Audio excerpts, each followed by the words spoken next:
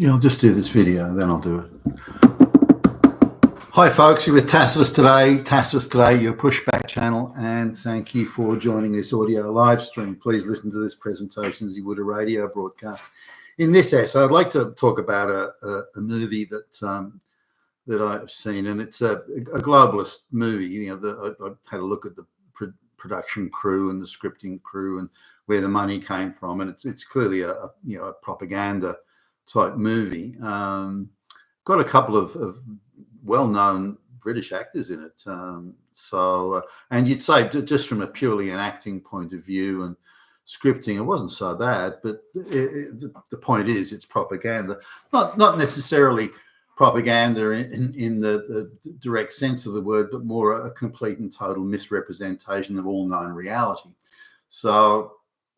Now, I won't mention the name of the movie. I don't like to actually mention the name of movies and TV shows that I've sort of looked at and drawn conclusions and so on from. I'd rather people looked at those things for themselves and made their own or draw their own conclusions on it. But I'm trying to draw out of it the sentiments and really focus on that rather than the movie or the production itself.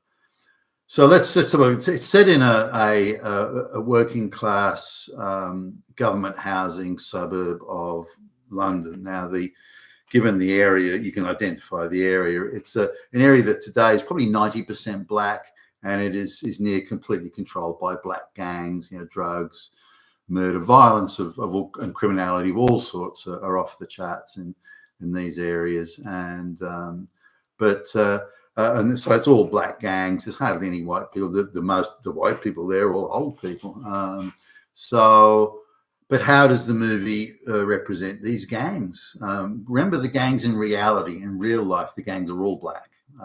So how does the movie represent the gangs? Well, the gangs are all white. The complete opposite of the reality. Complete opposite, all white. So the gangs there is one black guy in all the gangs.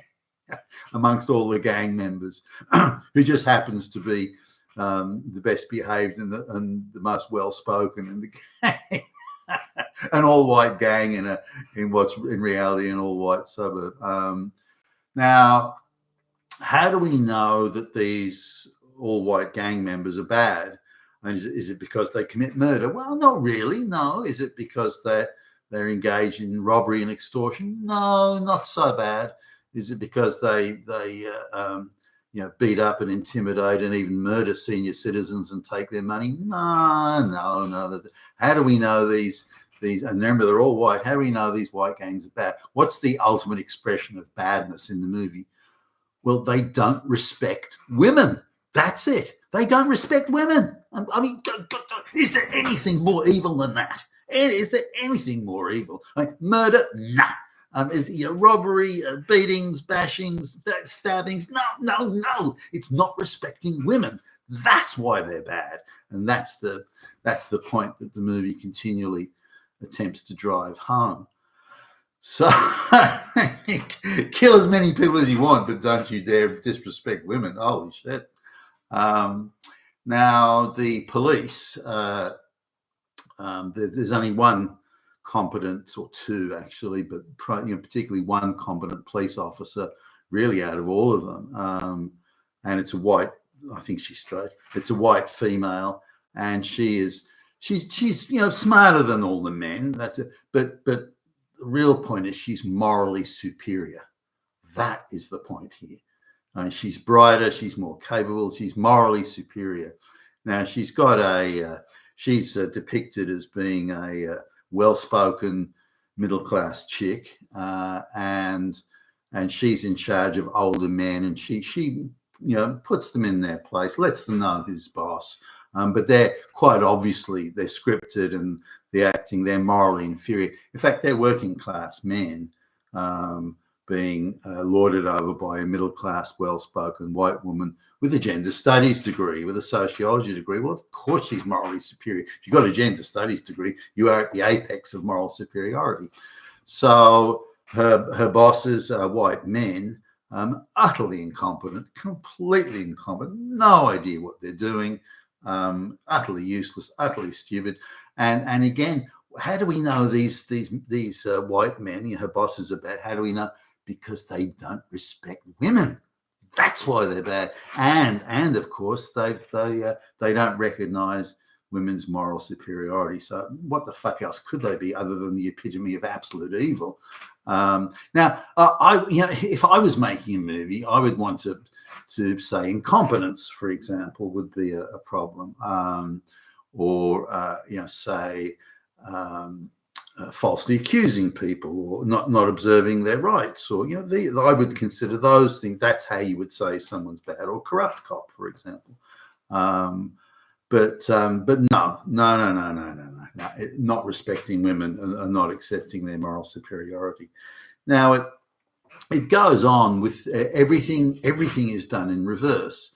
So it turns out the big gang leaders and all this sort of stuff, again, what are we?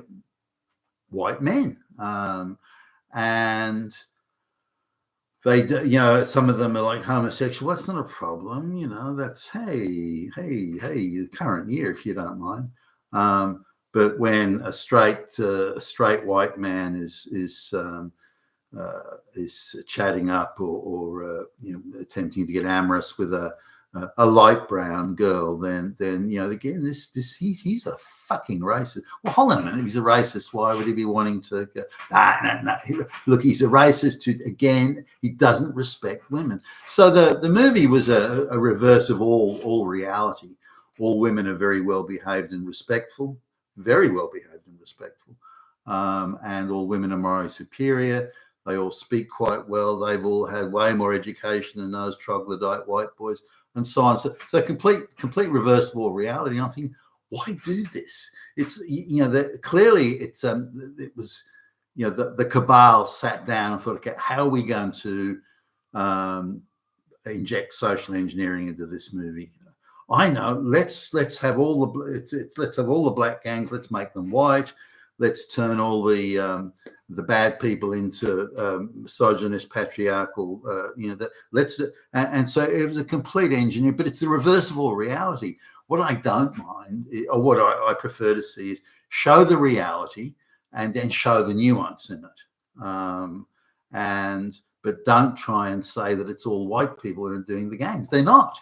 Don't try and say that all men, only men who disrespect women are bad, but you can go and murder as many people as you want, and that's kind of not a big problem. This is bullshit, and it irritates me that these things get made. Just from the people I know in the industry, not making that movie, but from people I know in the industry, they say if you don't put social and heavy-handed social engineering into movies or anything you do these days, you simply won't get any money.